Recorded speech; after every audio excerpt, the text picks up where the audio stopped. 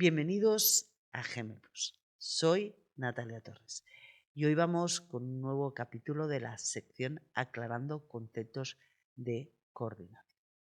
En el día de hoy vamos a hablar del ICUC, para qué sirve y cómo grafiarlo.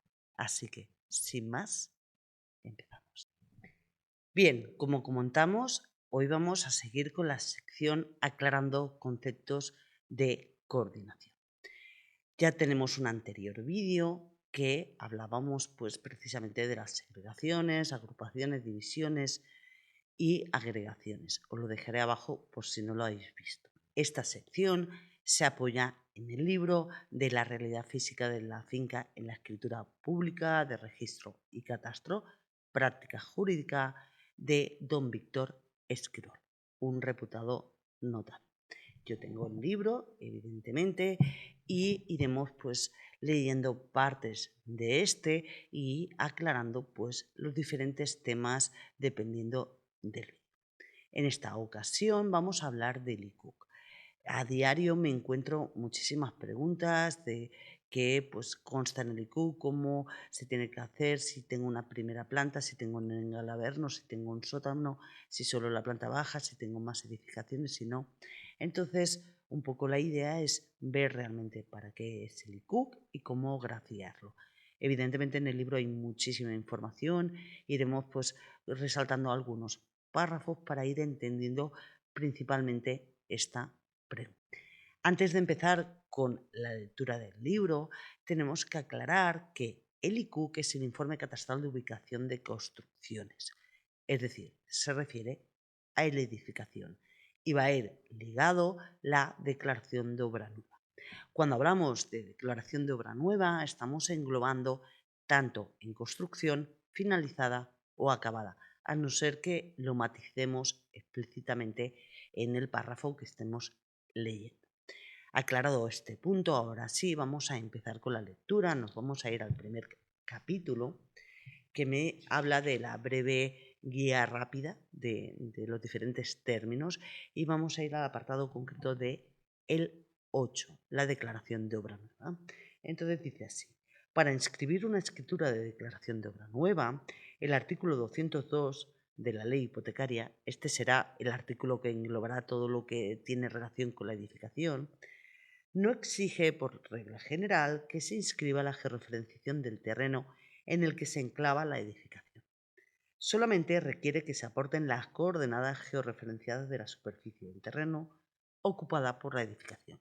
Es decir, el registrador lo que inscribe son las coordenadas. La Dirección General ha interpretado que la finalidad principal de esta exigencia es evitar que la edificación se inscriba en todo o en parte fuera del terreno de la finca sobre la que se declara.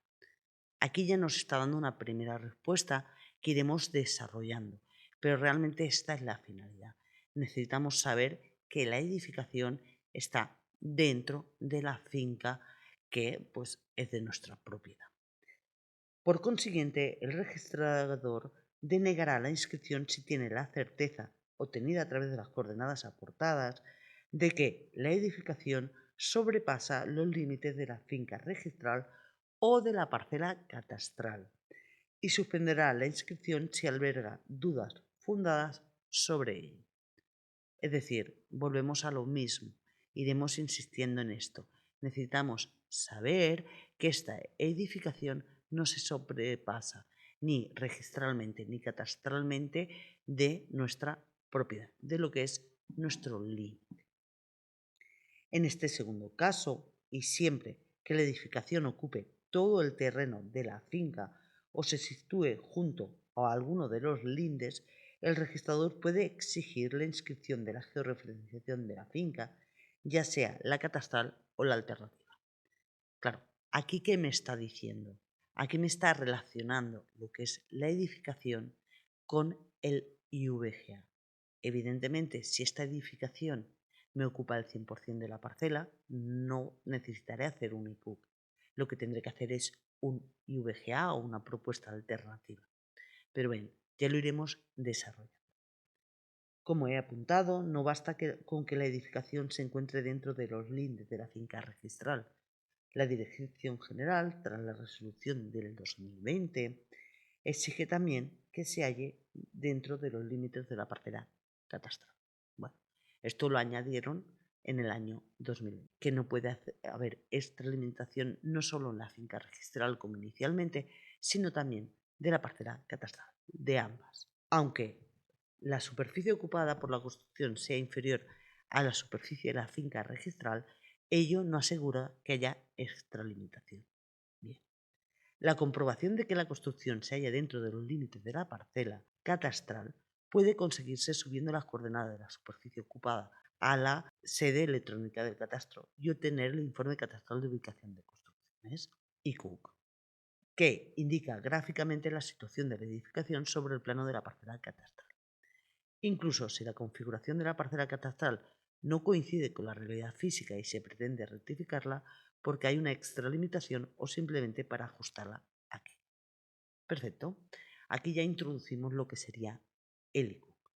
Cuando la obra nueva se declara en construcción, no es necesario aportar todavía las coordenadas de la superficie ocupada, ni por tanto inscribir la georreferenciación, ya que la construcción puede estar solamente proyectada, mientras que lo que interesa es conocer la ocupación real una vez acabada la obra. Es decir, lo tenemos en planos. Queremos una casa así. Hasta que no se acaba construyendo no sabemos si realmente va a ser esa la realidad física o no. Por ello, se exige solo si se declara terminado o desea inscribir el acta de final de obra. No obstante, si ya se prevé por la ocupación de parcela proyectada que va a ser necesaria la inscripción de la georreferenciación, puede ser conveniente avanzar los trámites de esta, especialmente si va a ser necesario o conveniente tramitar algún expediente de rectificación del registro o del catastro. Evidentemente, si nos ocupa al 100% o estamos tocando un linde y debemos modificar previamente la parcela catastral, pues podemos ir adelantando este trámite. Es lo que se refiere. Perfecto. Entonces ahora vamos a desarrollar un poquito más la declaración de obra nueva, pero vamos a hacer una pequeña pincelada para que no sea muy extenso, porque como os digo hay muchísima información. Entonces, si nos vamos al capítulo 5, apartado 3, que nos dice de la declaración de obra. Si pretende declarar una edificación o plantación sobre una finca registral, debe cumplirse lo dispuesto en el artículo 202 de la Ley Hipotecaria, que señala que debe describirse la edificación, instalación o plantación, ya sea fija o removible, de acuerdo con la normativa aplicable para cada tipo de área. Que la porción de suelo ocupada por cualquier edificación, instalación o plantación habrá de estar identificada mediante sus coordenadas de referenciación geográfica. Bien, avanzamos y nos pone las cuestiones principales que plantea el artículo 202 en la materia que nos ocupa son relativas a la expresión de las coordenadas de superficie del terreno ocupada por la edificación y la exigencia de inscripción de la georreferenciación de la finca sobre la que se asienta la construcción. Bien, vamos al apartado 1, expresión de las coordenadas, y dice que el artículo 202 se limita a exigir que en la inscripción se indiquen las coordenadas de representación geográfica de la porción del suelo ocupada por la edificación. Este precepto ha sido completado por la Dirección General, que ha sentado los siguientes criterios. 1.1. Finalidad de la exigencia. La finalidad principal de la expresión de las coordenadas, según la Dirección General, es evitar que se declare una construcción fuera de los lindes de la finca en la que está enclavada, invadiendo una finca colindantes. Con eso nos referimos a extralimitación. No queremos inscribir la edificación en casa del vecino. Conforme a este criterio, se suspenderá la inscripción de la declaración de obra nueva cuando las coordenadas georreferenciadas de la superficie ocupada por la edificación sobrepasen los lindes de la finca. Lógico. Esta interpretación, que ha sido bastante criticada, tiene sin embargo su lógica. Como digo, si partimos de la base de que la ley exige la constancia de dichas coordenadas, se impone la necesidad de un cierto control sobre la exactitud de dichas coordenadas. Pensemos, por ejemplo, en el caso de que, por error, las coordenadas sitúen la edificación a kilómetros de distancia de donde se encuentra la finca. Si las coordenadas no son erróneas a simple vista, por recaer sobre la finca, pero se produce una extralimitación, no debería inscribirse la edificación por una cuestión de coherencia de los asientos registrales. No solo es que se pretenda en el registro de la propiedad se ajuste lo máximo posible a la realidad física, si se inscribiesen unas coordenadas que invaden una finca colindantes, se estaría impidiendo al colindante la inscripción de la georreferenciación de su finca, pues las coordenadas de esta entrarían en contradicción con las de la finca sobre la que se ha declarado la construcción extralimitada. No sería propiamente una doble inmatriculación parcial, pero sí que se produciría una incoherencia entre asientos registrales. Bien, ¿qué me está diciendo aquí? El tema de la extralimitación viene a ser es que me estoy pasando de mis límites. Perfecto. Y ya no solo que yo estoy inscribiendo en casa del vecino, sino que estoy perjudicando al vecino que no puede inscribir lo suyo. Sin más. Bien, vamos a avanzar y en el punto 1.2, alcance de la exigencia medir. Como acabamos de ver, las coordenadas de la superficie ocupadas por la edificación deben situarse dentro de la finca. Perfecto. Pero, ¿dentro de qué finca? ¿De la finca registral? ¿O de la parcela catastral? ¿O de ambas? Aquí vamos a empezar a desarrollar. En la doctrina de la Dirección General ha habido una evolución en cuanto a la exigencia que las coordenadas de la superficie ocupada por la edificación respeten los lindes catastrales, además de los de la finca registral. Eso, como decíamos, ha evolucionado. Si la finca registral no tiene inscrita su georreferenciación, no puede determinarse la ubicación de sus lindes, por lo que no es posible saber si las coordenadas lo sobrepasan o no. Es decir, si yo en el geoportal registradores el registrador no me ha inscrito las coordenadas de mi finca, registralmente no sé si me estoy pasando. La superficie de la finca nos sirve para aclararlo, salvo en el caso de que sea inferior a la superficie ocupada por la edificación, pues una construcción muy pequeña puede exceder de los lindes de una finca muy grande. Esto a lo que se refiere es que la superficie no contiene las coordenadas. Y aunque yo tenga una construcción muy chiquitita, a lo mejor la tengo en el límite y me estoy metiendo en casa del vecino. Es por ello que la Dirección General exige, cuando existen dudas sobre la posible extralimitación, la previa inscripción de la georreferenciación, como veremos. Es algo que la ley no exige directamente, pero tiene su lógica si se asume que la finalidad de la constancia de las coordenadas es evitar la extralimitación, que dependiendo de qué casos tendremos que primero modificar el parcelero catastral para poder inscribir dicha construcción. La exigencia de inscribir la georreferenciación en caso de dudas sobre la extralimitación equivale a concluir que la principal referencia para determinar si la construcción se extralimita de la finca registral es la parcela catastral. Empezaremos por la parcela catastral. Si ya la parcela catastral tengo una extralimitación, tengo que empezar a modificar ya esta parcela. Os interrumpo un momentito para recordaros que si os gusta el contenido del canal, no olvidéis suscribiros y activar las notificaciones. Publicamos normalmente un vídeo a la semana. También nos ayuda mucho si le dais a me gusta y que nos dejéis un comentario. Y ahora sí, continuamos con el vídeo.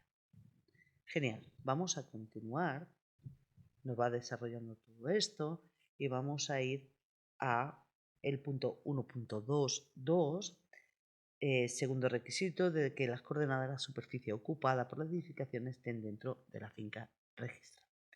Pese a que el IQ confirme que la edificación cabe dentro de la parcela catastral, si la representación gráfica de la finca no está inscrita, aún faltará por dilucidar si aquella cabe dentro de la finca registrada.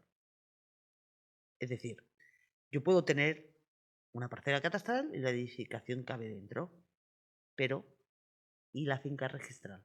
¿Cómo lo sabemos si sí o si no? Para cumplir este requisito, el registrado podrá servirse de aplicación informática homologada y si aprecia y justifica que las coordenadas se sitúan en todo o en parte fuera de la finca registral, podrá denegar la inscripción.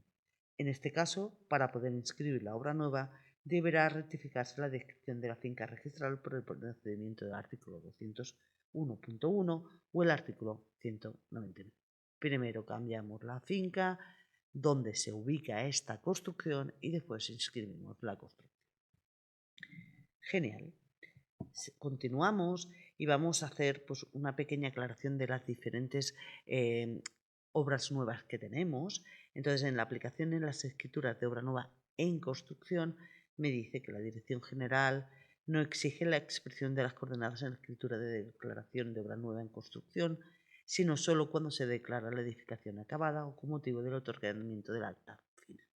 Eso ya lo veíamos anteriormente, aunque evidentemente siempre se aconseja. En el 1.33, en la aplicación a la escritura de obra nueva de ampliación, solo debe aportarse las coordenadas de la edificación cuando se amplía la superficie de la parcela ocupada por la edificación.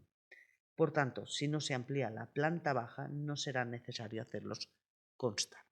Aquí ya empieza a decirme el cómo grafiar. Ya me está diciendo que la ocupación se refiere a planta baja. Es decir, yo tengo una ampliación porque en mi edificación estoy haciendo la bajo cubierta, estoy ampliando y no me afecta a la planta baja, no tendré que incluir nada. Bien, no se considera superficie ocupada por la edificación, y es importante, los voladizos ni las plantas sótanos o bajo rasante, por lo que no impide la inscripción el hecho de que puedan proyectarse o invadir una finca colindante.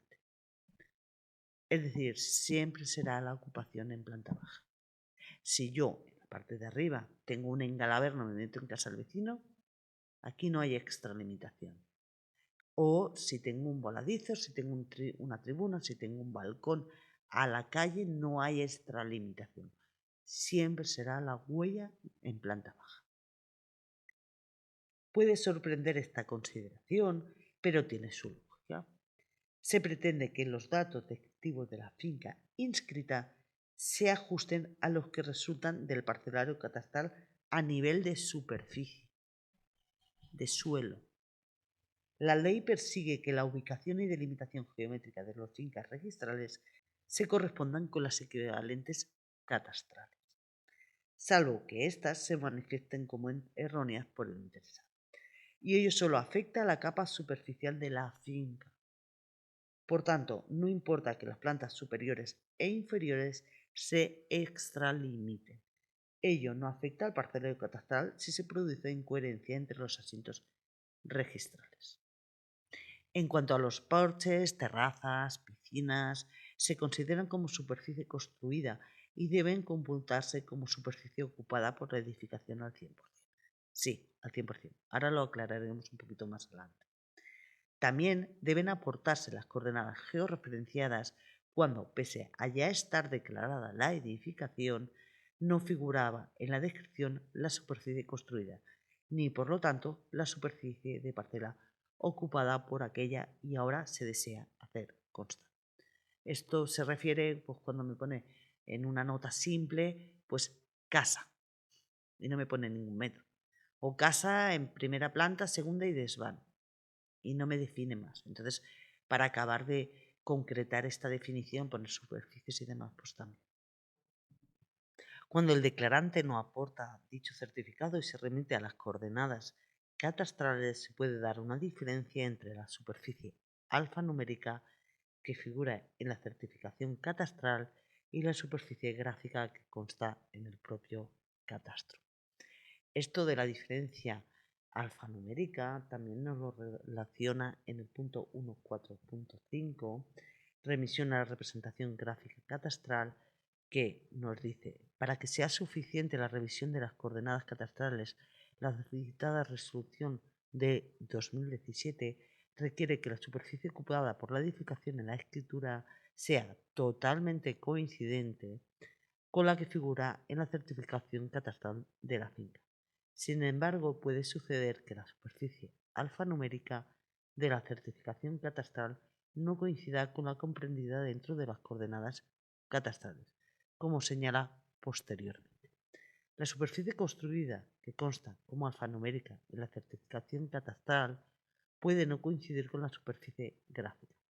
Ello es así porque a efectos catastrales pueden haberse aplicado las normas técnicas de valoración y el cuadro de marco de valores del suelo y de las construcciones para determinar el valor catastral de los bienes inmuebles de naturaleza urbana. Se entiende como superficie construida la superficie incluida dentro de la línea exterior de los parámetros perimetrales de una edificación y, en su caso, de los ejes de las medianeras. Deducida la superficie de los patios de luces, los balcones, terrazas, porches y demás elementos análogos que estén cubiertos, se computarán al 50% de su superficie, salvo que estén cerrados por 3 de sus 4 orientaciones, en cuyo caso se computarán al 100%. En uso residencial no se computará como superficie construido los espacios de altura inferior a 1,5 metros. Es por ello que esto sería alfanumérico, el cómputo este, y otro lo que me ocupa realmente en la parcela. Si yo tengo un porche que me está tocando con el lindero, tendré que grafiarlo al 100%, será superficie gráfica, no alfanumérica, para ver si realmente me estoy con el porche entrando en casa del vecino. Bien, me explica diferentes resoluciones con diferentes problemáticas de este ámbito y al final del párrafo cita: en definitiva, es suficiente con la coincidencia entre la superficie ocupada según el título de la expresada alfanuméricamente en la certificación catastral, siempre que en caso de discrepancia entre esta y la resultante de las coordenadas catastrales, esta no arroje una superficie superior a la finca registral en que se asienta la edificación. En definitiva, siempre lo tendremos que definir. Lo mejor es que en la descripción, si tenemos una ocupación gráfica en planta baja y después tenemos una alfanumérica diferente, lo expongamos en la descripción literal para que no albergue dudas. Vamos al punto 2, el requisito de la previa inscripción de la georreferenciación de la finca. Como hemos visto anteriormente, para inscribir una declaración de obra nueva, la previa o simultánea inscripción de la georreferenciación de la finca cuando la edificación ocupe la totalidad de la superficie de la finca o cuando por su ubicación existan dudas sobre su posible intersección o extralimitación respecto a la línea exterior de la finca o parcela. Esta disposición es el resultado de la evolución de la doctrina de la Dirección General sobre la materia, que pretende evitar en primer momento que las coordenadas de la edificación la sitúen fuera de la finca registrada, para que, una vez precisada la concreta ubicación geográfica de la porción de suelo ocupada por la edificación, la planta baja, el registrador pueda tener la certeza de que esa porción de suelo se encuentra íntegramente comprendida dentro de la delimitación perimetral de la finca sobre la que se pretende inscribir. Es posible que necesite, cuando albergue duda fundada a este respecto, que conste inscrita previa o simultáneamente y a través del procedimiento que corresponda la delimitación geográfica en lista de coordenadas de la finca que se ubique. Es decir, que necesitaremos cambiar también la parcela y aportar el correspondiente IUG. Bien, esto de la declaración de obra nueva podríamos continuar leyendo, pero sería el vídeo eterno. Entonces nos vamos a ir al capítulo 8, instrumentos. Aquí ya explícitamente me habla de el informe catastral, el IPUC, y en el apartado 4, la página 316, me dice así: como hemos visto en el capítulo 5, apartado 3, todo esto que hemos estado leyendo, exige la aportación de las coordenadas de la superficie del solar ocupada por la edificación para poder inscribir la declaración de obra nueva en el registro de la propiedad. La finalidad de esta exigencia, según la Dirección General, es evitar que la construcción se declare se asiente en todo o en parte fuera de la finca registral o de la parcela catastral. El IQ permite comprobar si las coordenadas de la superficie del terreno ocupado por la edificación las sitúan fuera de las coordenadas de la parcela catastral. Genial. Después ya me habla de un ejemplo. Hoy no lo veremos. Hemos visto muchos IQs. Hoy vamos solo de teoría. Lo que sí que quería puntualizar en el punto 2, que me habla del IQ en caso de giro y o desplazamiento de la cartografía catastral. Entonces me dice que en la resolución del 2021 prevé una variante del IQ para el supuesto de que exista un giro y o desplazamiento que pueda suponer una extralimitación ficticia de la construcción. A los efectos de lo dispuesto en el artículo 202 de la ley hipotecaria, en el caso de giro y o desplazamiento de la cartografía, el informe catastral de ubicación de construcciones positivo deberá expresar tanto las coordenadas obtenidas por el técnico como las coordenadas resultantes de la cartografía catastral, adjuntando asimismo los parámetros de transformación que relacionan ambos conjuntos de coordenadas. No vamos a entrar en desplazamiento porque ya veremos un vídeo explícito, solo os quería dejar este pequeño apunte que en el IQ también tendremos que incorporar los cálculos como lo hacemos en el VGA. Yo normalmente aporto los mismos cálculos que aporto en la parcela. Pues bien, hasta aquí. Realmente con el IQ tenemos siempre muchas dudas, nos preguntan muchísimo porque parece ser que al hablar de edificación tenemos que describir el total de esta edificación, poner las coordenadas del sótano, planta baja, de la primera, de la segunda, los voladizos, terrazas, y realmente no es la función. La función del IQ, como hemos visto, es la ocupación en planta baja, la superficie del suelo que me está ocupando respecto a la propiedad, si tengo extralimitación o no, si me estoy metiendo en casa del vecino. Y tendré que diferenciar cuando esta edificación me ocupe el 100%, hablaremos de IVGA, pues que se referirá al total de la parcela, y cuando no, será el IQ. También recordar que en algunos casos tendré que hacer previa o simultáneamente la modificación catastral para que me lo acaben inscribiendo, como hemos visto. En referencia al IQ no hemos hablado ni de GMLs, ni de la práctica, ni hemos puesto ejemplos porque queríamos concretamente dar respuesta a esta pregunta para qué sirve y qué tenemos que grafiar en este. En el canal hay diferentes vídeos sobre IQ, pero como que faltaba un poco más de teoría para aclarar estas dudas que van surgiendo. Y respecto a la obra de don Víctor Esquirol, como ya he comentado, es una obra para mí fundamental en la coordinación. A mí me ha marcado un antes y un después y me ha aclarado muchísimas dudas y continuaremos con esta sección aclarando diferentes conceptos puntuales. Si os surge alguna duda, pregunta, comentario, me lo podéis dejar abajo, como siempre, o si no, os dejo el teléfono y el email. El teléfono, mejor si me contactáis por WhatsApp, me hacéis un pequeño audio, un pequeño escrito, me decís si sois profesionales, propietarios, si tenéis alguna problemática y así yo también puedo analizarlo antes de hablar con vosotros y ver realmente qué requerís, qué servicio o qué necesitáis exactamente o si necesito ver más documentación. Por email, un poco lo mismo, me explicáis un poco si es sobre un expediente, si es una colaboración, si es una duda, si es una pregunta. Yo en algún momento del día siempre contesto dichos emails. También os recuerdo que tenemos activa la plataforma Soluciones Gmail Plus. Esa plataforma es para adquirir tanto servicios como recursos, plantillas, documentos de nuestro día a día, documentos que funcionan, que hemos diseñado nosotros con ensayo y error y podéis aplicar para vosotros, para vuestros expedientes. Y ya para finalizar, os recuerdo que tenemos activo el botón de gracias, como siempre os comento, para dar un donativo al canal, que se hace por nuestros propios medios y una pequeña contribución ayudará a seguir mejorando y también creciendo.